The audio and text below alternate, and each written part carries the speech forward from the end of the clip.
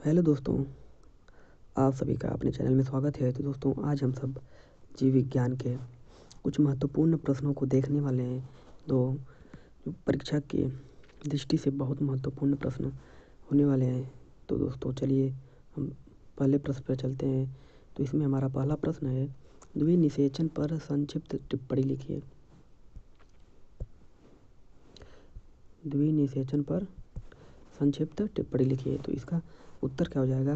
पराग नलिका में उपस्थित दोनों नर केंद्रक नर युग्मक की तरह कार्य करते हैं और भ्रूण कोश में पहुंचने के बाद इनमें से एक नर युग्मक वास्तविक मादा युग्मक अंड कोशिका के अंदर प्रवेश करके केंद्रक के साथ संलयित हो जाता है तथा दूसरा नर युग्मक दो ध्रुवीय केंद्रों द्वारा बने द्वितीय केंद्रक की ओर पहुंचकर उसे निषेचित करता है। इस क्रिया को त्रिसंलयन कहते हैं। यहाँ पर एक ही भ्रूणकोश में दो संलयन होते हैं और इस प्रक्रिया को द्विनिषेचन या दोहरा निषेचन कहते हैं। ठीक है, आते अपने दूसरे प्रश्न पर। दूसरा प्रश्न है हमारा,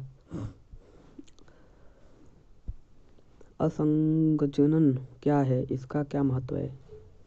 असंगजनन क्या है, इसका क्या महत्व है? सारे प्रश्न बहुत ही महत्वपूर्ण प्रश्न है। सारे प्रश्नों को नोट कर लीजिएगा, PDF टेलीग्राम चैनल पे भेज देंगे। उसका उत्तर क्या हो जाएगा? कुछ पौधे ऐसे होते हैं जिनमें बिना अर्धसूत्री विभाजन के ही नए पौधे का निर्माण होता है। अर्धसूत्री विभाजन की अनुपस्थिति में नए पौधे के निर्माण की इस प्रक्रिया को असंग जनन कहते हैं।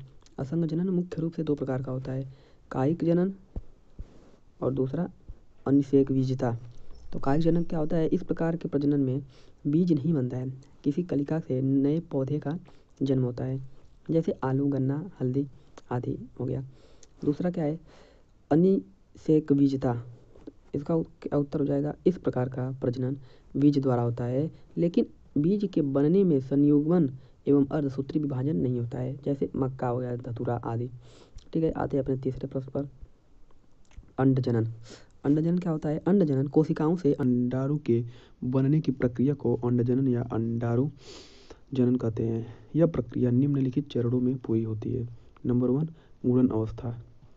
यह अवस्था जन्म से पहले ही अर्थात भ्रूणावस्था में ही पूर्ण हो जाती है। अंडाशय के निर्माण के समय ही प्राथमिक जनन कोशिकाएं अंडाशयी पुटिकाओं के रूप में एकत्र हो जाती हैं। दूसरा क्या है? वृद्धि अवस्था।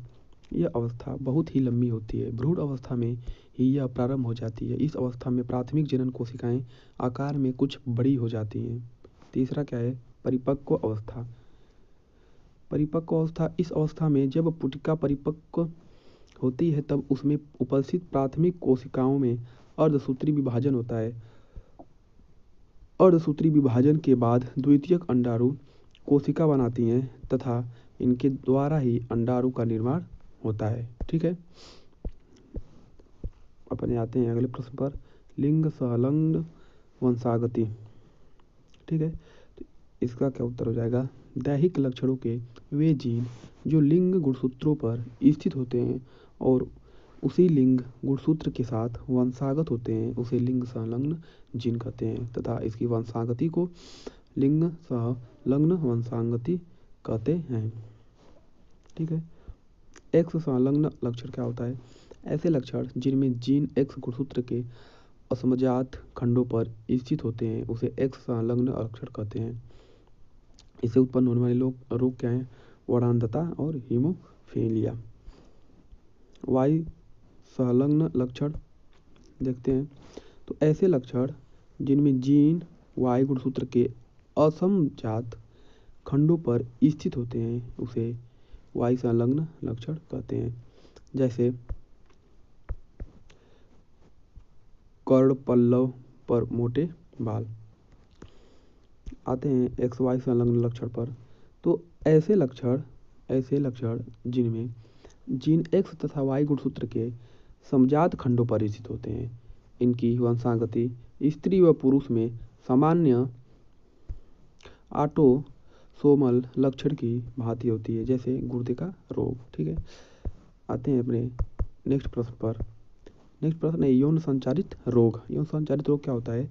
कि ऐसे रोग जो असुरक्षित यौन संबंध के द्वारा फैलते हैं, उसे यौन संचारित रोग कहते हैं। ठीक है, जैसे एड्स होता है, इम्पोर्टेंट प्रश्न है।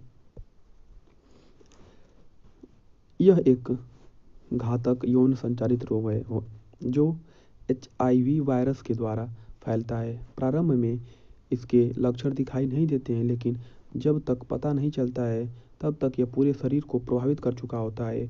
यह किसी संक्रमित व्यक्ति से स्वस्थ व्यक्ति में फैलता है। ठीक है, लक्षण क्या हैं? लक्षण इसके हो जाएंगे निरंतर ज्वर, पेशियों में दर्द, रात को अचानक से पसीना आना, शरीर के भार में निरंतर कमी इत्यादि लक्षण होते हैं। सुजाक क्या होता है? सुजाक यह भी एक यौन संचारित रोग होता है, लेकिन एड्स के जितना घातक नहीं होता है। यह नाइजीरिया गोनोरी नामक जीवाणु के द्वारा फैलता है। यह रोग संक्रमित व्यक्ति के साथ यौन संबंध बनाने से फैलता है। इसके लक्षण क्या होते हैं? तो इसके लक्षण होते हैं मूत्र मार्ग में अत्यंत जलन होना, स्त्रियों में माहवारी प्रभावित होना, जनन अंग में सूजन आदि इसके लक्षण होते हैं। ठीक है, आते हैं अगले प्रश्न पर। तो हमारा नेक्स्ट प्रश्न जो है कि DNA पुनर्योगज तकनीक का मानव हित में उपयोग बताइए। ठीक है, तो इसमें हम हेडिंग डालेंगे इंसुलिन। इंसुलिन क्या होता है? यह एक प्रोटीन है जो 2 पॉलीपेप्टाइड श्रृंखलाओं का बना होता है, जिसमें एक A श्रृंखला तथा दूसरी B श्रृंखला होती है। ये आपस में डाइसल्फाइड बंधों द्वारा जुड़ी होती हैं। A श्रृंखला 21 अमीनो अम्ल से तथा B श्रृंखला 30 अमीनो अम्ल से बनी होती है। ठीक है,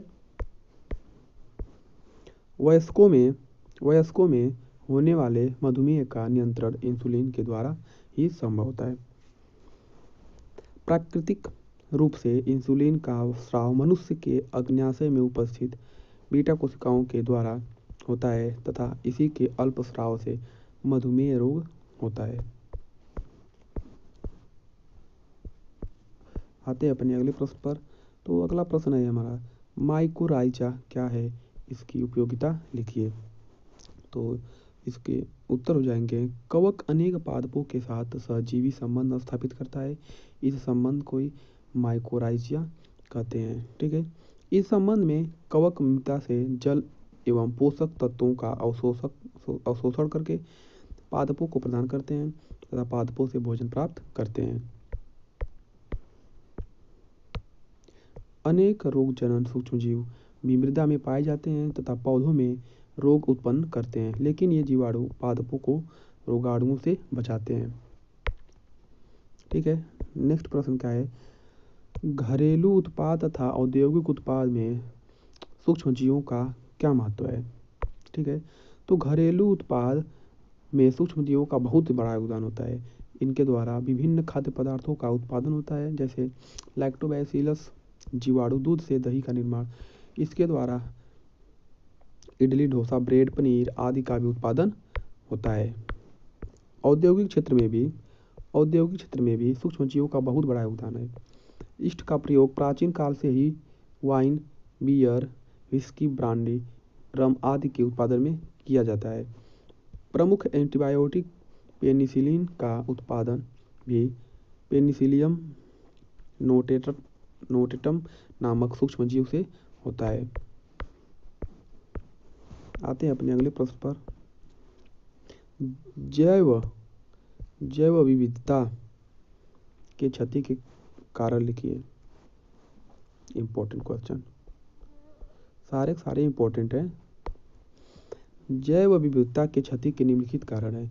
नंबर 1, अंधाधुंध वनों की कटाई जैव विविधता की क्षति का प्रमुख कारण है।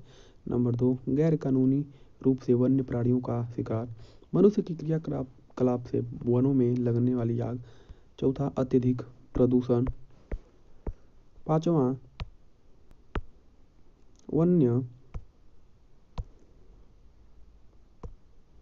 वन्य प्राणियों को पर्याप्त खाद्य सामग्री न प्राप्त होना।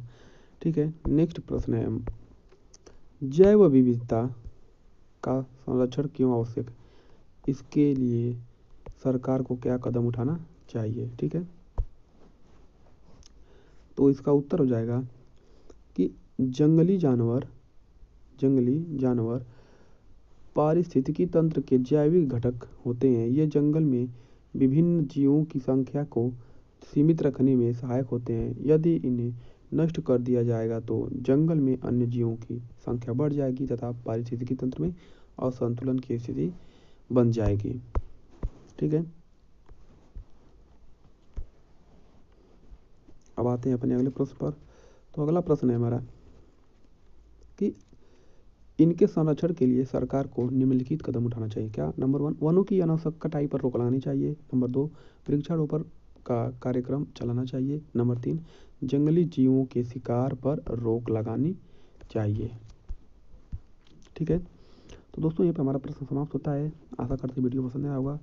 अगर वीडियो पसंद आया हो तो लाइक कीजिएगा, चैनल को सब्सक्राइब कीजिएगा। मिलते हैं तब तक नेक्स्ट वीडियो में। तब तक के लिए धन्यवाद।